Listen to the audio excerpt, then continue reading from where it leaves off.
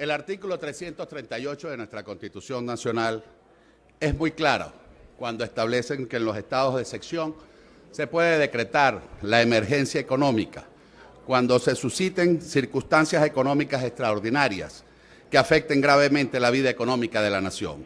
Su duración será de 60 días prorrogables por un plazo igual. Esta pretensión del Gobierno Nacional de prorrogar el decreto de emergencia económica sería en realidad la quinta prórroga. Si recordamos los venezolanos, el primer decreto de emergencia económica se emitió el día 14 de enero del año 2016. Por cierto, negado por esta Asamblea Nacional el día 22. Luego, el Tribunal Supremo de Justicia, violando la propia Constitución que establece el control parlamentario, le da una especie de licencia para delinquir al señor Nicolás Maduro para que pueda manejar las finanzas públicas como que si fuera una especie de pulpería personal, para que de manera absurda e irresponsable siga, en vez de resolver los problemas de los venezolanos, profundizando la crisis que hoy estamos viviendo los venezolanos.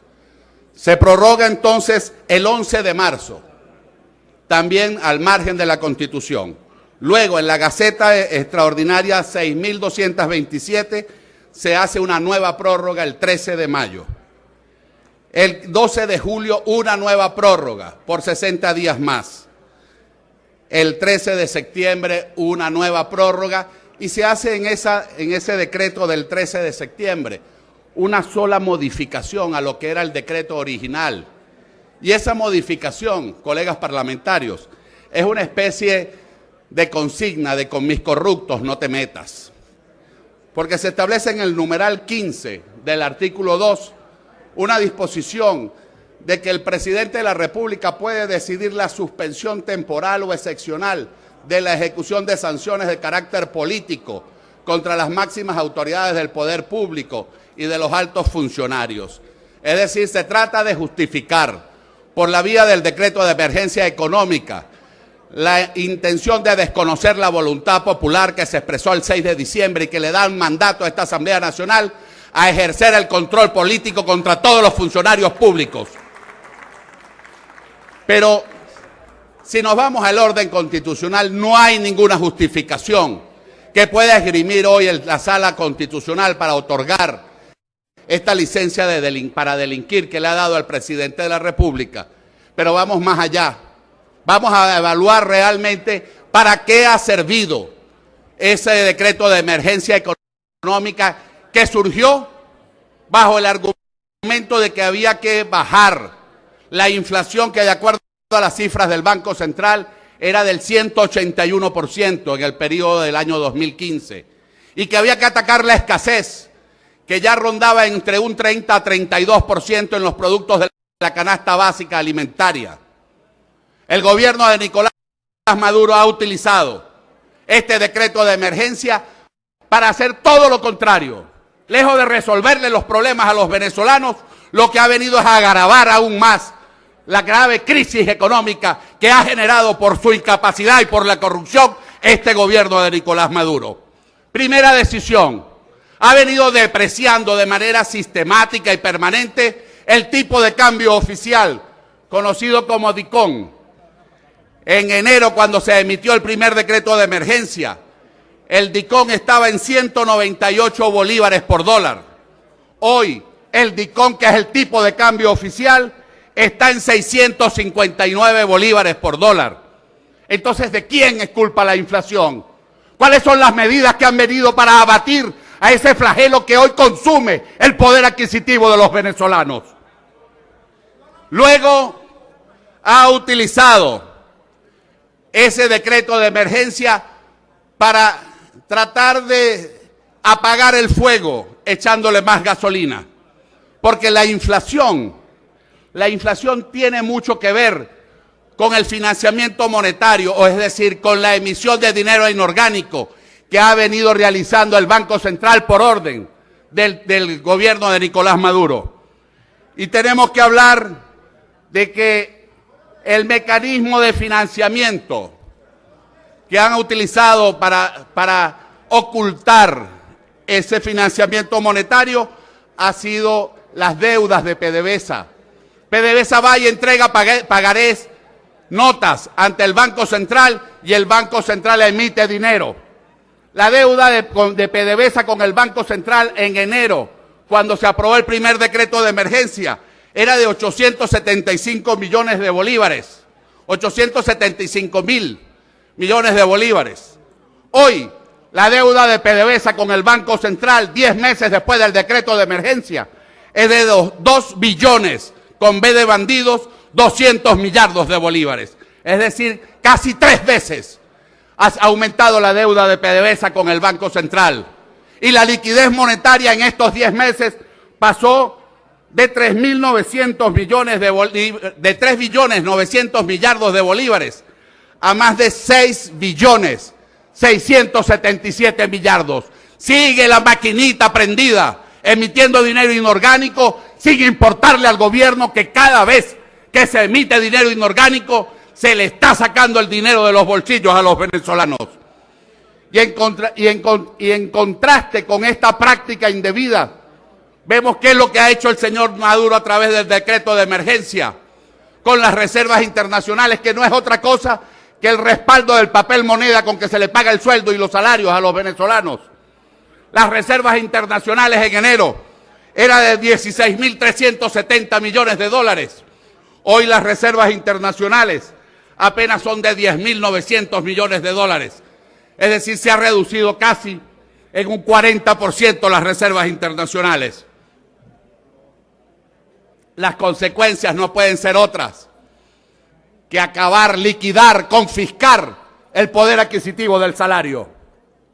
Si se pretendía acabar con la inflación, hay que decir cómo ha venido aumentando la canasta básica alimentaria de los venezolanos desde finales del 2015, que se ubicaba en 93.600 bolívares, a la canasta alimentaria del mes de septiembre, según los datos del Senda, están en 542.412 bolívares. Es decir, casi 6 veces ha aumentado el costo de la canasta alimentaria. Pero la relación canasta alimentaria con salario mínimo, lejos de mejorar, lo que ha hecho es empeorar. Porque hay que decirle a los venezolanos que, si bien es cierto, a principios de este año esa canasta alimentaria era de 93.000 bolívares, el salario mínimo del trabajador era de 9.648, es decir, se necesitaban 9.7 salarios mínimos para que una familia venezolana pudiera acceder a la canasta alimentaria. Hoy, 10 meses después del decreto de emergencia, esa canasta está en 542.000 y el salario al mes de septiembre era de 22.576. Ahora se necesitan 18 salarios mínimos para que la familia venezolana pueda acceder a la canasta alimentaria venezolana. Por eso empieza a aparecer la desnutrición, el hambre. Y vemos cómo en encuestas de opinión pública se reflejan ya que el 48% de nuestros hijos dejan de ir a clase porque han presentado problemas relacionados con la comida. Cuando medimos en las encuestas nos encontramos que el 58% de los padres venezolanos han dejado de comer para darle comida a sus hijos, que 14 millones de venezolanos comen 2 veces o menos al día. Entonces, ¿de qué le ha servido al pueblo de Venezuela el decreto de emergencia económica? Que, contrario a lo que explicaba aquí el presidente el doctor García, que hablaba que en la misma medida que hayan libertades económicas hay mayor desarrollo económico.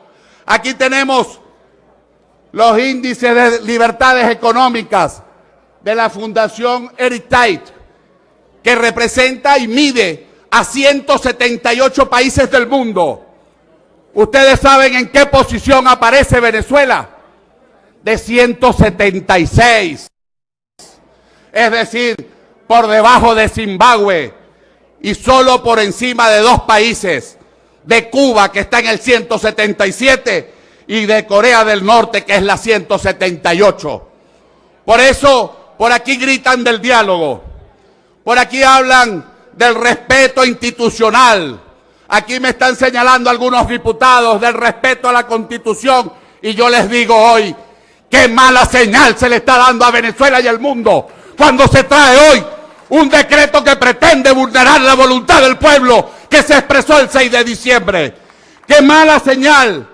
Se le está hablando de restitución del orden de la constitucional y de la institucionalidad cuando se pretende violar de manera flagrante, grosera, el artículo 338 de nuestra Constitución, que limita a solo 2 meses un decreto de excepción en materia económica y a una prórroga de tan solo 2 meses y ya llevan 10 y no se ven los resultados.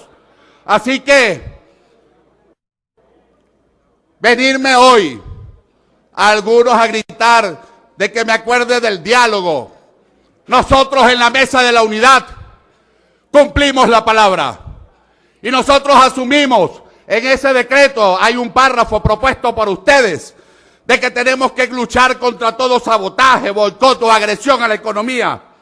Y por eso hoy le quiero proponer a esta honorable Asamblea Nacional como representante del pueblo, que haciendo buena la palabra, votemos de manera negativa una prórroga del nuevo decreto de emergencia y le digamos al país que lo estamos votando, porque el verdadero boicot es aprobar instrumentos jurídicos como este, que lo único que hacen es generar inseguridad y con ello incertidumbre y ahuyentar la inversión privada, tanto nacional como extranjera.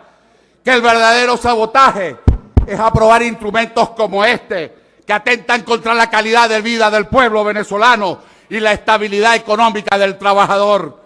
Y que la verdadera agresión es un gobierno que pretende concentrar todos los poderes en sí para seguir generando pobreza, porque es una agresión económica este decreto que lo que hace es empobrecer cada día más al pueblo de Venezuela. Muchísimas gracias, señor presidente, colegas parlamentarios.